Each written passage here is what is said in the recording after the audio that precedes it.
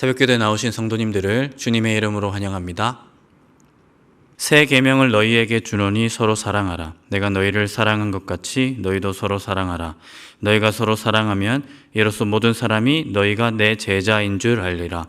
요한복음 13장 34절 35절 말씀. 아멘.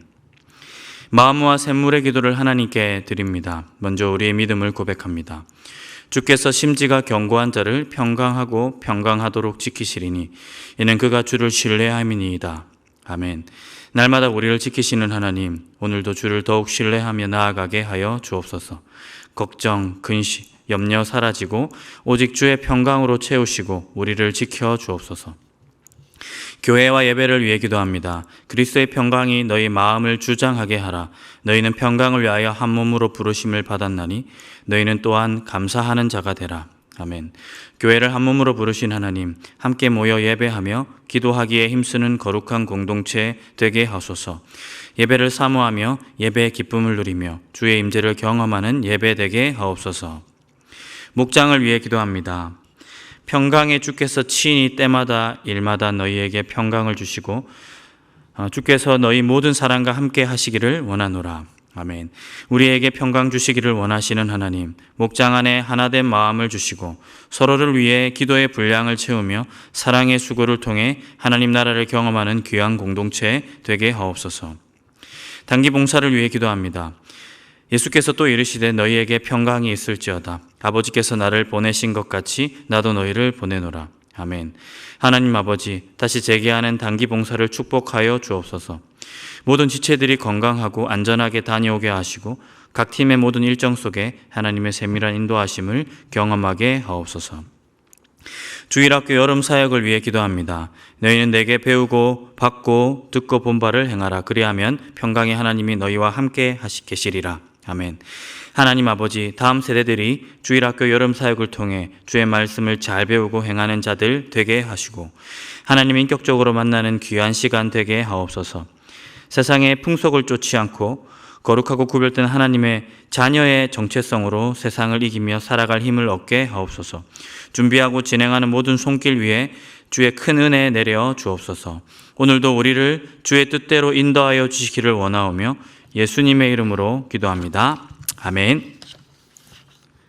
오늘 이 새벽 우리에게 주신 하나님 말씀은 베드로전서 4장 12절부터 19절까지 말씀입니다. 우리 한 절씩 교독하겠습니다. 사랑하는 자들아, 너희를 연단하려고 오는 불시험을 이상한 일 당하는 것 같이 이상히 여기지 말고 오히려 너희가 그리스도의 고난에 참여하는 것으로 즐거워하라. 이는 그의 영광을 나타내실 때에 너희로 즐거워하고 기뻐하게 하려 함이라. 너희가 그리스도의 이름으로 치욕을 당하면 복 있는 자로다. 영광의 영 곧 하나님의 영이 너희 위에 계심이라. 너희 중에 누구든지 살인이나 도둑질이나 악행이나 남의 일을 간섭하는 자로 고난을 받지 말려니와. 만일 그리스도인으로 고난을 받으면 부끄러워하지 말고 도리어 그 이름으로 하나님께 영광을 돌리라. 하나님의 집에서 심판을 시작하실 때가 되었나니 만일 우리에게 먼저 하면 하나님의 복음을 순종하지 아니하는 자들의 그 마지막은 어떠하며 또 의인이 겨우 구원을 받으면 경건하지 아니한 자와 죄인은 어디에 서리요. 그러므로 하나님의 뜻대로 고난을 받는 자들은 또한 선을 행하는 가운데에 그 영혼을 미쁘신 창조주께 의탁할지어다. 아멘. 오늘 이 새벽에 고난을 유심히 들여다보면은 이라는 제목으로 하나님의 말씀을 전하도록 하겠습니다. 여러분, 고난은 아픈 것입니다. 우리 이제 입에 붙은 말로는 고난을 기뻐하라 이렇게 표현하기도 하는데 사실은 우리 감각적으로 고난이 오면 혹은 고통이 오면 곧바로 으악하고 소리가 나오게 되어 있습니다. 고난과 고통 그 자체를 기뻐할 수 없습니다. 즐거워할 수 없습니다. 이제 교회사적으로 고통을 즐거워해야 한다, 좀 이상한 사상을 가진 분들도 있었습니다. 그래서 고행을 자처한다든지 그런 방향으로 쭉쭉 흐르기도 했는데요.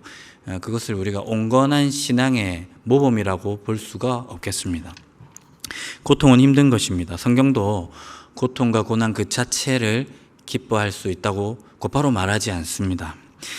다만 고난 속에서 고난을 가만히 들여다보면은, 유심히 들여다보면은 깨닫게 되는 사실, 또 믿음의 해석이 있다는 것이죠. 그 묵상 안에서 고난 속에서 기뻐하는 것이지 고난 그 자체를 우리가 기뻐할 수는 없는 노릇입니다.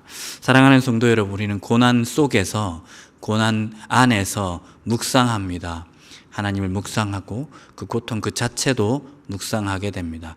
그 조용하고 거룩한 시간 속에서 우리는 세상 사람들이 이해할 수 없는 기쁨을 맛보기도 한다는 것입니다. 오늘 그 내용, 고난을 묵상하다 보면 고통 속에서 하나님을 묵상하다가 마주하는 세 가지 사실을 한번 천천히 살펴보도록 하겠습니다. 첫 번째로는요, 고난은 연단이다 하는 것입니다. 여러분, 고난은 연단입니다. 12절에 보시면, 사랑하는 자들아 너희를 연단하려고 오는 불시험을 이상한 일 당하는 것 같이 이상히 여기지 말고 라고 했습니다. 여러분, 반복적이지만 고난은 아픔입니다. 슬픔입니다. 왜 슬픔일까요? 왜 아픔일까요? 고난 안에서 우리는 깎여가고 있기 때문입니다. 다듬어지고 있다 하는 것입니다. 그래서 오늘 12절 본문도 고난을 이상하게 여기지 마라. 좀 당황스러워하지 마라. 이것을 자연스럽게 소화해보라. 이렇게 말하고 있습니다. 왜냐하면 하나님의 연단이기 때문입니다. 불시험이라는 단어를 쓰고 있는데요, 여기서의 불시험은 어느 정도의 상징입니다. 어떤 상징이냐면, 여러분, 불 속에서는 불순물이 타기 마련입니다.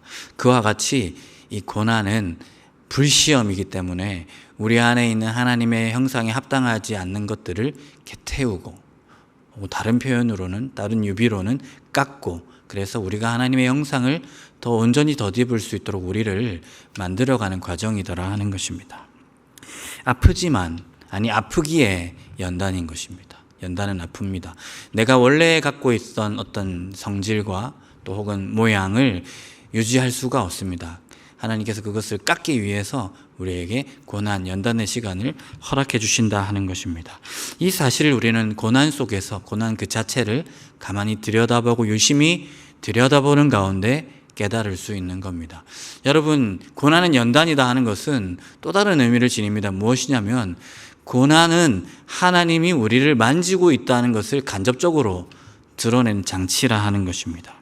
고난은 주님 손에 우리가 있다는 걸 알려주고 있습니다. 우리가 내 법대로 살아가야 할 그냥 외인이 아니라 하나님 언약 백성으로서 하나님께서 우리의 삶을 책임지시고 혹은 깎여야 될 부분을 깎아내시기 위해 자기 손 안에 우리를 두고 있다는 것을 드러내는 사실, 그것 자체가 고난이더라 하는 것입니다. 그러므로 사랑하는 성도 여러분, 조금은 역설적이지만 고난이 있다는 건 하나님이 우리를 아직까지 붙잡고 있다는 것을 증거하고 있습니다. 하나님께서 우리를 포기하지 않고 그냥 네가 생긴 대로 살아라 하지 않고 우리를 훈계하고 우리를 깎고 연단하고 어떤 부분을 태우고 해서 자기의 영성을 더 고스란히 덧입게 하는 그 과정 속에, 그 통치, 다스림 속에 우리가 있다는 것, 우리가 주님의 다스림 안에 있다는 것을 이 고난이 증거하고 있다 하는 것입니다. 그러므로 성도는 그 고난을 유심히 들여다보면서 이것이 연단이고 하나님이 나를 만지고 있고 하나님이 나를 통치하신다는 것을 깨닫고 도리어 역설적이지만 기뻐할 수 있는 것입니다. 사랑하는 성도 여러분, 이러한 믿음으로 우리 안에 있는 고난, 우리 밖에 있는 고난, 그 긴 고난의 과정 속에 있는 분들이 있다면 하나님이 나를 그저 외인으로 다루지 않으시고 언약 백성으로서 나를 책임지시고 나를 통치하시고 나를 만지고 있고 포기하지 않으셨구나 하는 이 사실로 인하여 기뻐할 수 있는 저와 여러분의 삶이 되기를 간절히 소망합니다. 두 번째로 고난을 유심히 들여다보면 우리가 알 수 있는 것은 고난은 성찰이다 하는 것입니다. 여러분, 고난은 성찰입니다. 말이 좀 이상한 것 같죠? 정확하게 풀어내면 고난은 성찰을 불러일으킨다는 것입니다. 여러분, 우리의 삶을 우리가 언제 되돌아보게 됩니까? 뭔가 잘 될 때요? 성공의 가도를 달릴 때요? 여러분, 사람은요, 그럴 때 자기를 돌아볼 수가 없습니다. 가야 할 길이 바쁜데 성공의 가도에 이제 막 올랐는데 여러분, 그 물 들어올 때 노저라고 앞으로 가야 될 길이 그렇게 바쁜데 잘 될 때는 되돌아볼 수가 없습니다. 인간의 경향성이 그러하더라는 겁니다. 그러므로 고난 속에서 우리는 우리 자신의 삶을 진지하게 되돌아보게 됩니다. 이건 내가 억울해서 당하는 고난인지 그것이 아닌지를 분별하게 되는 여유를, 가난한 마음을 이 고난 속에서 우리가 가질 수 있다는 겁니다. 그래서 고난은 연단이면서 동시에 우리 자신의 삶을, 우리가 어떤 삶의 씨앗을 뿌렸는지를 유심히 들여다보는 성찰의 시간을 우리에게 선사한다는 것입니다. 15절에 보시면 이러한 후회가 나와 있다는 것을 알 수 있습니다. 너희 중에 누구든지 살인이나 도둑질이나 악행이나 남의 일을 간섭하는 자로 고난을 받지 말려니와, 이렇게 말하고, 여러분 고난이 다 같은 고난이 아니더라는 거예요. 세 번째 대제에서 말씀하게 될 그 고난과 지금 두 번째 대제에서 제가 좀 강조하려고 하는 고난은 성질이 완벽하게 다릅니다. 여러분 고난이요, 어떤 고난은요, 내가 무고히 그리스도인으로서 당하는 고난도 존재하지만 아프다고 해서 모두 그러한 고난인 것은 아닙니다. 아픔 가운데, 쓰라림 가운데 우리는 내 삶을 되돌아보게 됩니다. 그리고 내가 마주한 지금의 현실, 아픈 현실이 내가 초래한 것이구나, 이건 누군가 나에게 준 것이 아니라 내가 초래한 것이구나 하는 것 또한 성찰하게 된다는 겁니다. 그래서 여러분 그런 경험 있지 않습니까? 화장실 가다가 그 문지방에 발톱을 탁 부딪혔을 때 화가 나죠. 짜증이 나죠. 너무나도 아픕니다. 근데 누구한테 하소연할 수 있겠습니까? 이거 내 실수인 거죠.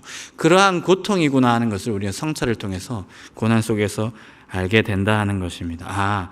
이거는 오늘 본문에 좀 거친 표현들이 많이 나오죠. 살인, 도적질, 악행 등등의 얘기가 나오는데 꼭 그런 거창한 죄가 아니더라도 이건 내가 그릇된 언행으로 내가 마주하게 된 하나님의 현재적인 심판이구나, 이것을 감내해야 되겠구나, 다시는 이렇게 살면 안 되겠구나 하는 이 성찰을 우리는 그러한 고난 속에서 가지게 된다는 겁니다. 멈추어 세우시는 거죠.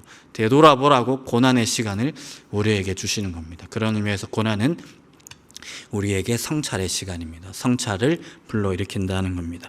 사랑하는 성도 여러분, 여러분 앞에 있는 이 고난의 문제들 앞에서 곰곰이 유심히 들여다보시기를 간절히 소망합니다. 여러분의 말과 행동들, 시간을 어떻게 썼는지, 자녀들에게 어떻게 했는지, 예배 생활을 어떻게 했는지, 우리 자신의 과오가 없는지를 곰곰이 묵상하면서 행여 그렇게 결론이 난다면 이것은 내 잘못이구나 한다면 그 자리에서 회개할 수 있는 은혜가 여러분에게 있기를 원합니다. 그러기 위해서는 고난을 유심히 들여다보며 성찰할 수 있어야 됩니다. 고난이 여러분으로 성찰하게 할 겁니다. 그 성찰의 길에 순종으로 따라가서 회개의 열매를 맺을 수 있는 저 여러분의 삶이 되기를 간절히 소망합니다.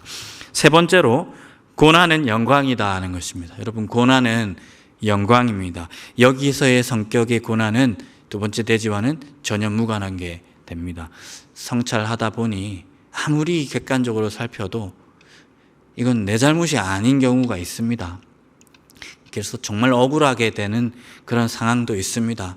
더 나아가서 내가 아무 잘못하지 않았는데 당하는 고난을 넘어선 고난도 있습니다. 내가 의로운 삶을 살았는데, 내가 그리스도인으로서 살았는데 돌아오는 것이 고난일 때가 있다는 것입니다. 여러분 그 경우의 고난은 무엇이라고요? 우리의 영광이라는 사실을 반드시 여러분이 기억하기를 소망합니다. 그러한 고난은 우리의 삶의 수치가 아니라 영광이더라 하는 것입니다. 13절을 한번 읽어보겠습니다. 제가 읽겠습니다. 오히려 너희가 그리스도의 고난에 참여하는 것으로 즐거워하라. 이는 그의 영광을 나타내실 때에 너희로 즐거워하고 기뻐하게 하려 함이라. 여러분 고통 속에 있고 고난 속에 있을 때 사람은 수치감을 느끼게 됩니다. 그건 영광의 자리가 아니기 때문입니다. 그러나 기억하십시오. 무고한 고난, 더 나아가 그리스도인으로 당하는 고난, 복음을 위해서 당하는 고난은 그 자체로서도 영광이고, 그 고난으로 인하여 우리가 영광을 추후에 덧입게 될 거라는 사실을 반드시 여러분의 삶에서 기억하기를 소망합니다. 여러분 요한복음에 보면요, 예수님께서 영광을 받으실 때가 되었다, 이런 표현들이 자주 나옵니다. 그래서 부활을 의미하는 게 아니라 실은 십자가를 의미하는 것입니다. 십자가 부활과 함께 의미하기도 하지만 정확하게 말하면 십자가 그 죽음 그 자체를 아버지께서 나를 영화롭게 하실 때가 되었다라는 의미로 예수 그리스도께서 거듭해서 사용하십니다. 주님은 그리스도로서 받으실 그 고난을 무고한 자로 의인으로 또 선한 일을 암으로 받으셨습니다. 그리고 그것이 주님 자신에게 영광이 되었다고 분명히 쓰고 있습니다. 그리고 그 고난으로 하여금 하나님이 다시 개입하셔서 예수가 맞다, 예수가 그리스도다라고 십자가 위에 부활의 영광을 주님께 허락해 주셨습니다. 마찬가지입니다. 우리 또한 그리스도인으로서 당하는 고난이 있습니다. 예배자로서 사회적으로 마주하는 그런 압박이 있습니다. 압력이 있습니다. 여러분, 그러한 고난과 역경 속에 있을 때 그 자체로서 여러분이 영광을 받으신다라는 인상을 가지시면 좋겠습니다. 그것이 영광입니다. 왜냐하면 우리 주님을 닮은 영광의 상처를 우리가 우리의 영혼과 육신에 입게 되는 것이기 때문입니다. 여러분, 예수 그리스도를 닮는 것이 얼마나 영광스러운 일입니까? 이 짧은 인생이라는 시간에 내가 그리스도를 닮아 그리스도를 따라감으로 그리스도가 당하는 고난을 내 육체에 체험받게 되는 일은 너무나도 영광스러운 일이라고 할 수 있겠습니다. 그 자체로서도 영광스럽고 그 일로 인하여서 의로운 심판주 되신 하나님께서 다시 오실 때에 우리를 영화롭게 할 것입니다. 그러므로 사랑하는 성도 여러분, 혹 우리 가운데 그리스도인으로서 살아가서 고난받는 분들이 있다면 그 상황 자체가 영광으로 우리에게 인식되기를 원합니다. 하나님께서 그 상처와 고난을 통해서 우리를 신원하게 되실 것입니다. 그러므로 사랑하는 성도 여러분, 우리가 무고히 당하는 고난으로 의로운 심판주 되시는 하나님을 바라볼 수 있어야 할 것입니다. 이것 자체도 우리가 그리스도인이라는 것을 드러내며 이 고난으로 인하여 예수 그리스도께서 다시 오실 때 우리가 하나님의 자녀들로 그 영광스러운 몸을 덧입게 될 것이기 때문입니다. 19절을 읽겠습니다. 19절입니다.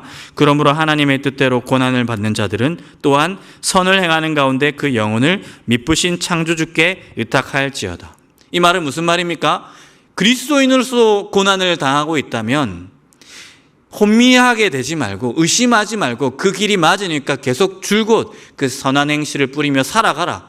고난을 마주하면서라도 그 영광스러운 길을 계속 쫓아가라고 우리에게 19절이 독려하고 있다는 것입니다.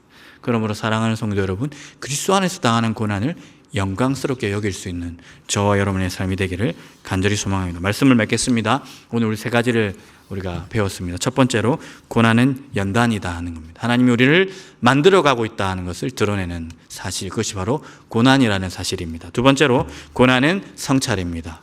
뭔가 일이 잘 될 때는 성찰하지 않습니다. 그러나 고난 속에서 인간은 자기를 되돌아보게 되어 있습니다. 아, 이건 내 과오였구나. 내 실수 때문에 나 스스로 초래한 일이구나. 판별하게 되면 우리는 곧바로 주님께로 돌아가고 회개할 수 있게 됩니다. 세 번째로 고난은 영광입니다. 여기서의 고난은 그냥 우리가 당하는 우리 죄로 인하여 우리의 실수로 인하여 당하는 고난이 아니라 그리스도인으로서 의로운 삶을 살아서 당하는 고난입니다. 그 고난 그 자체가 영광이며 또 그 고난으로 인하여 우리가 영광을 추후에 덧입게 될 거라는 사실을 반드시 기억할 수 있는 저와 여러분의 삶이 되기를 간절히 소망합니다.